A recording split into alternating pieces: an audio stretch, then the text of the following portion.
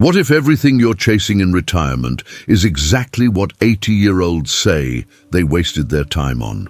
I'm sharing 6 pieces of golden advice from people who've already lived the retirement you're planning. Wisdom that will save you from the biggest regrets seniors face.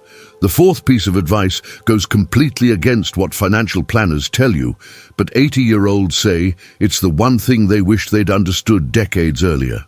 A research team at Cornell University interviewed hundreds of people over 80, asking one question: what do you wish you'd known at 65? The answers weren't about money, investments, or retirement accounts. They were about time, relationships, experiences, and choices that can't be measured in dollars. The octogenarians had remarkably consistent advice that contradicts almost everything our culture tells us about successful retirement. Advice 1. Chase experiences, not possessions. Are you planning to spend your retirement accumulating more stuff while time slips away? Too many people enter retirement with a list of home improvements, purchases they want to make, and things they want to acquire, treating retirement like an extended shopping opportunity instead of a limited window for living fully. Research from Cornell University's Psychology Department, published in the Journal of Positive Psychology, demonstrates something crucial. Purchasing experiences creates lasting happiness, while purchasing possessions provides only temporary satisfaction that fades quickly. The study tracked seniors over multiple years and found that those who prioritize experiences over material goods report significantly higher life satisfaction, better mental health, and fewer regrets when they reach their 80s. The happiness from a new car or renovated kitchen disappears within months, but the memory of experiences continues providing joy for years or even decades.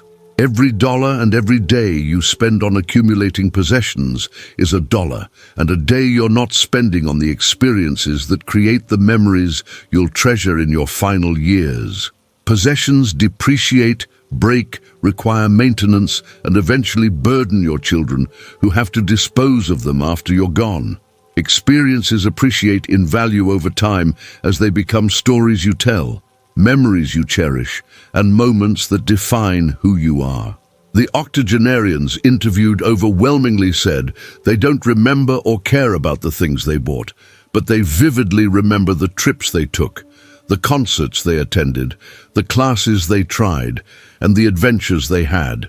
Your stuff will be sold at an estate sale or donated to charity within months of your death, but your experiences become part of your identity and legacy. Clarence spent his first 5 retirement years renovating his house to absolute perfection, delaying travel until everything was exactly right. By the time his house was finished, his health had declined significantly, and he never took the trips he'd postponed.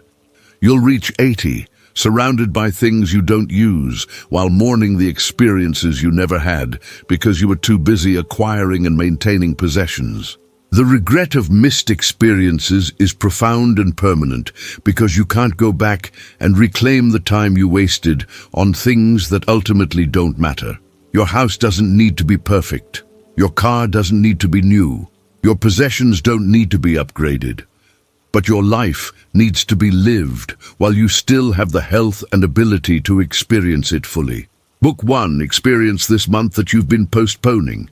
A trip you've talked about, a class you've considered, an event you've wanted to attend, and stop waiting for everything else to be perfect first. Perfect circumstances never arrive. There will always be another reason to wait, another project to finish, another purchase that seems necessary. Choose the experience now.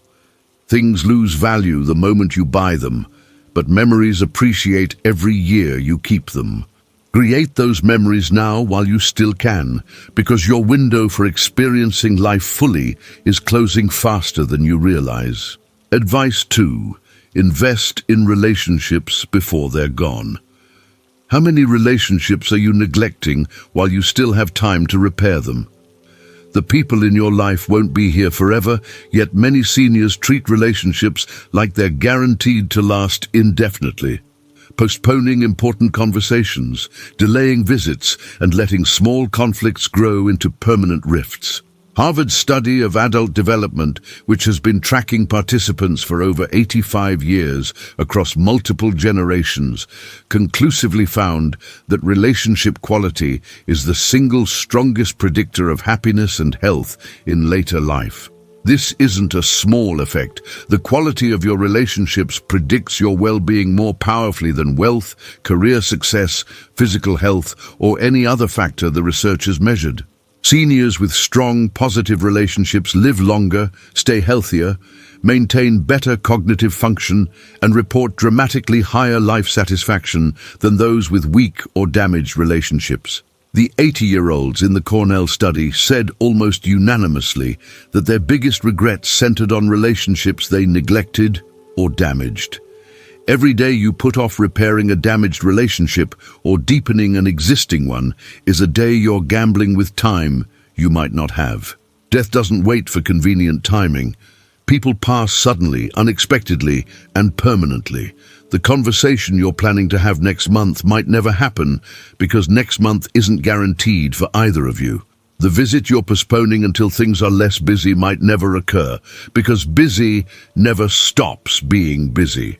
The apology you're waiting to offer until your pride heals might come too late because the other person won't be there to receive it. Wanda spent 3 years being too busy to visit her sister regularly, always planning to make more time soon. When her sister passed suddenly at 79, the regret was unbearable and permanent. You'll spend your 80s wishing you could have one more conversation with people who are no longer here, and that regret will poison whatever time you have left. The relationships you have today represent your entire social universe for whatever time remains, and that time is shorter than you want to believe.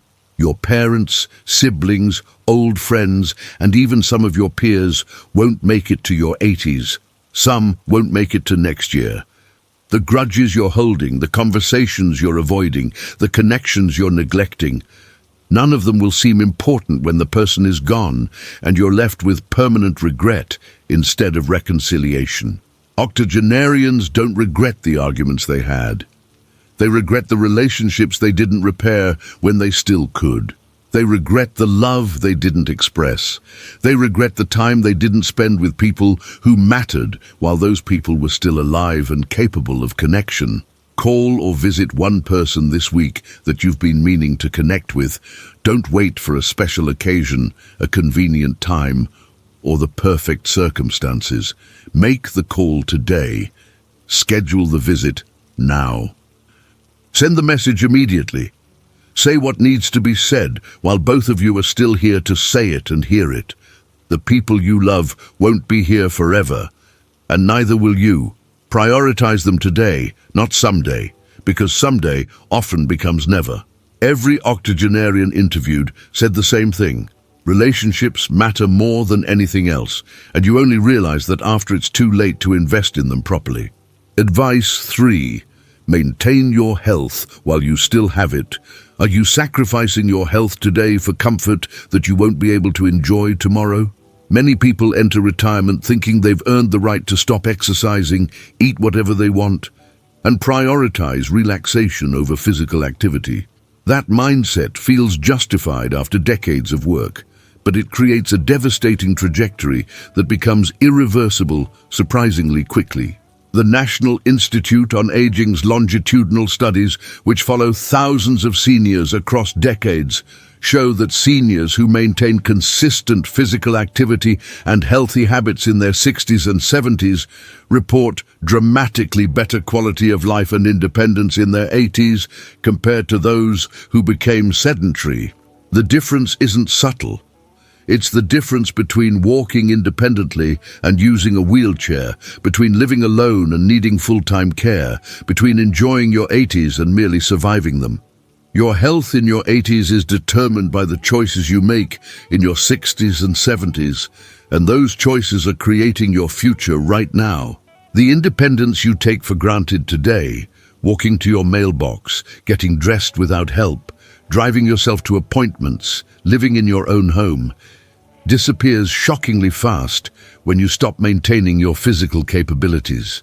Muscle loss accelerates dramatically in sedentary seniors. Balance deteriorates without practice. Cardiovascular capacity declines rapidly without regular activity. Once these capabilities are lost, they're incredibly difficult and sometimes impossible to regain. Terence stopped exercising at 68 because he felt he'd finally earned the right to rest after working his whole life. By 76, just 8 years later, he couldn't walk to his mailbox without assistance and needed help with basic daily tasks. The independence you take for granted today will be gone in your 80s, and no amount of money can buy it back once your body has declined past a certain point. Physical therapy, assisted living, and medical interventions cannot restore what consistent maintenance would have preserved. You don't need to become an athlete or spend hours at a gym. You need to move your body consistently and challenge it regularly enough to maintain the capabilities you currently have. Every senior who maintains independence into their 80s says the same thing. They didn't do anything extreme or complicated. They just never stopped moving. They walked regularly. They stayed active. They lifted things. They stretched. They treated their body like something valuable that required maintenance rather than something used up that deserved retirement. Your body doesn't understand retirement. It understands use it or lose it, and it's losing capabilities right now if you're not actively maintaining them through regular movement and challenge. Add just 15 minutes of intentional movement to your daily routine starting tomorrow. Walk around your neighborhood, follow a stretching video online, lift light weights, practice balance exercises, anything that keeps your body active and challenged. 15 minutes is enough to prevent decline if you do it consistently. You can build from there later if you want, but 15 minutes daily is the minimum investment required to maintain independence. Your body's ability to recover and strengthen is diminishing every day you wait. Use it or lose it isn't a cliche. It's a physiological reality that's operating right now, regardless of whether you acknowledge it. Start moving today, not Monday, not next month, because every day of inactivity accelerates the decline you'll deeply regret in your 80s. Advice 4. Spend money on life, not just savings. What good is dying with a full bank account if you never lived while you had the health to enjoy it? This is the advice that contradicts conventional financial planning, but octogenarians wish someone had told them decades earlier. Research published in the Journal of Economic Psychology examined the spending patterns of retirees and found something striking. Many retirees save excessively and underspend during their healthiest retirement years, leading to significant regret later when health limitations prevent them from using their savings meaningfully. They reach their 80s with money they can no longer use and experiences they can no longer have, realizing too late that they prioritized the wrong thing. Financial planners rarely tell you this because their job is protecting your money, not ensuring you actually live. But the 80-year-olds who've already walked this path say clearly, you need enough financial security to avoid stress. But beyond that, money only matters if you actually spend it on living. Your window of healthy retirement is far shorter than you imagine. Most people have somewhere between 7 to 15 years of genuinely healthy retirement before significant health limitations begin reducing what they can do, where they can go, and what they can enjoy. That window closes faster than you expect, and once it closes, money becomes far less useful. Eugene saved every penny through his 60s and 70s, constantly telling himself he needed to preserve his savings for emergencies or his children's inheritance. By 82, failing health made travel impossible. His mobility was severely limited. And he told his children he wished he'd spent the money on experiences when he could still walk, travel, and enjoy activities. His children didn't need his money as much as he'd needed to use it while he was still capable. You'll reach your final years with money you can't use and regrets about experiences you'll never have because you prioritized abstract financial security over concrete living. This doesn't mean being reckless or spending everything carelessly. It means honestly calculating what you realistically need for security and healthcare, then giving yourself permission to actually spend some money on experiences while you still have the health to enjoy them. Most retirees are far too conservative with spending, hoarding money for emergencies that never come, or heirs who would rather have memories with you than a larger inheritance.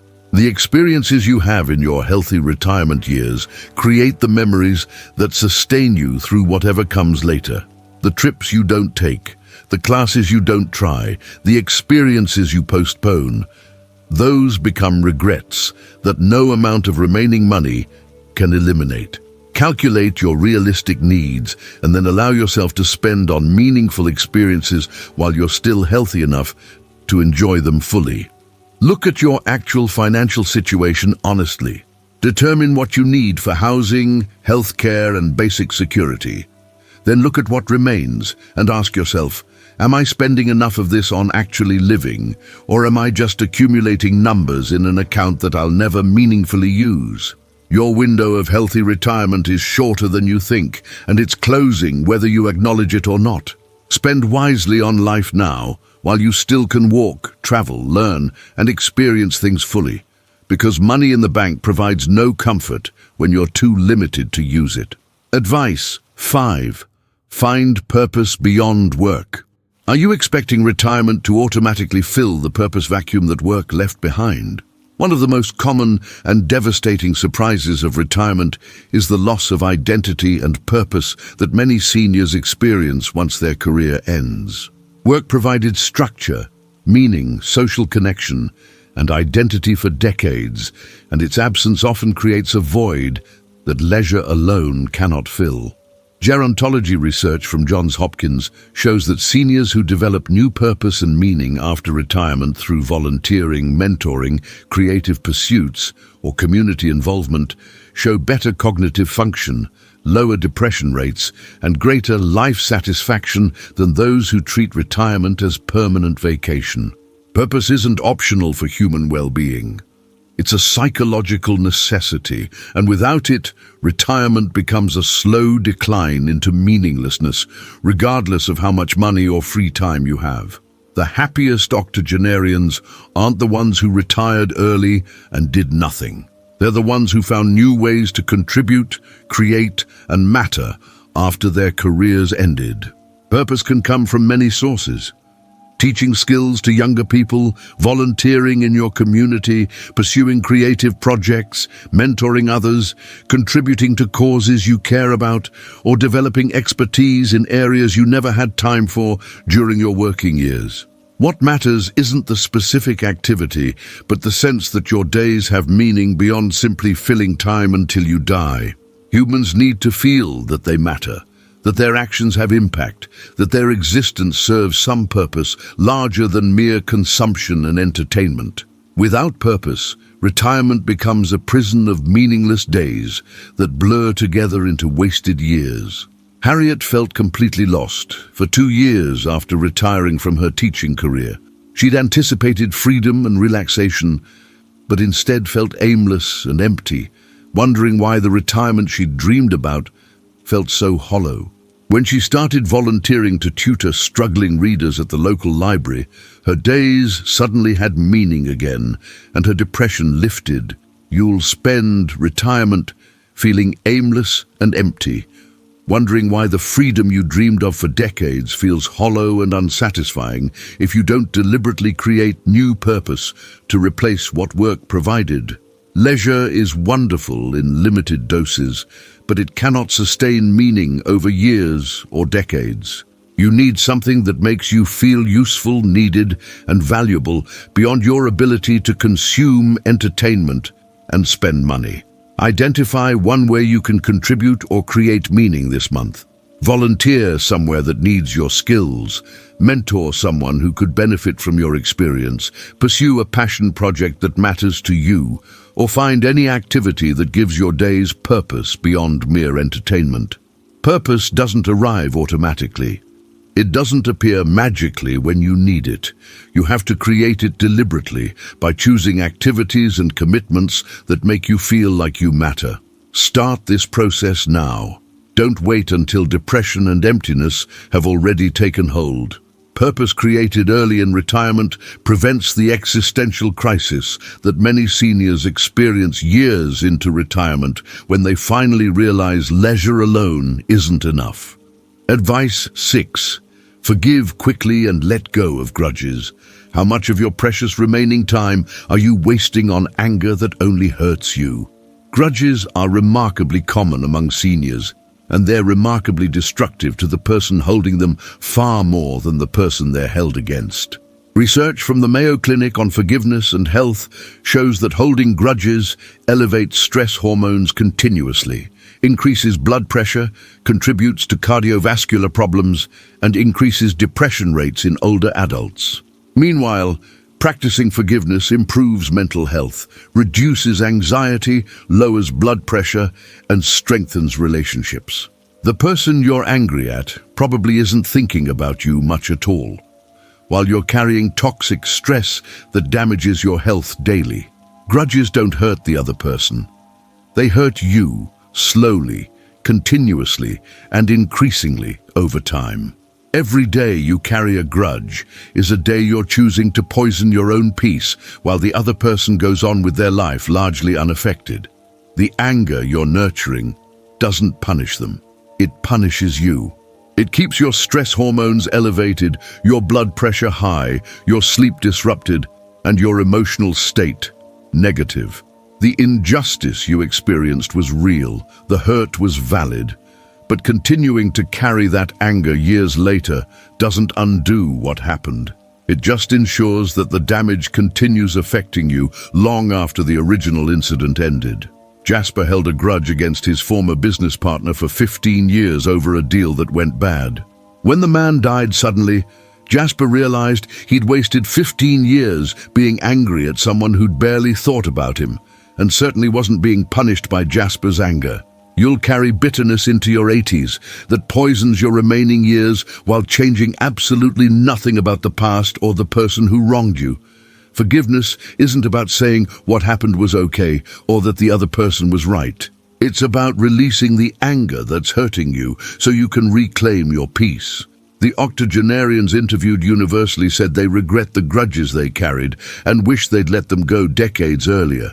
The anger felt justified at the time, but looking back, it was just wasted energy that could have been spent on literally anything more valuable. Every senior who's reached 80 carrying grudges says the same thing. The anger wasn't worth it, the grudge didn't matter, and they wish they'd forgiven and moved on when they still had decades of peace ahead of them, instead of decades of resentment behind them. Choose one grudge you're holding and consciously release it this week. Write a letter expressing everything you feel, but don't send it. Have a conversation if that's possible and safe, or simply decide internally to let it go and stop feeding it with your thoughts and energy. You don't have to reconcile with the person. You don't have to restore the relationship. You just have to stop letting them occupy space in your mind and steal your peace. Grudges grow heavier with time, not lighter. They become more entrenched, more justified, more central to your identity if you keep feeding them.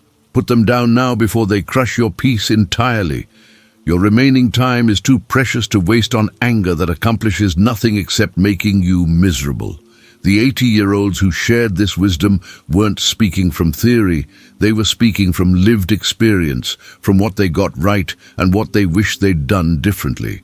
Chase experiences, not possessions. Invest in relationships while you can.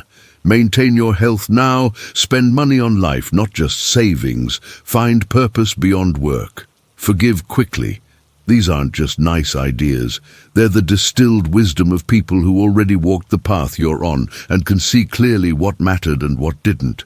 You still have time to get it right, but only if you start making different choices today instead of repeating the mistakes they're warning you about. If this advice from 80-year-olds resonated with you, show it by hitting that like button right now. I want to hear from you. Which piece of advice hit you hardest? Comment with the number 1 through 6 and tell me which one you're going to act on first. Subscribe to this channel for more wisdom from seniors who've already lived what you're planning, and please share this video with another person in or approaching retirement. This advice could save them from decades of regret. Let's make sure every senior learns from those who've already walked this path, so we can all create retirements filled with meaning instead of regret.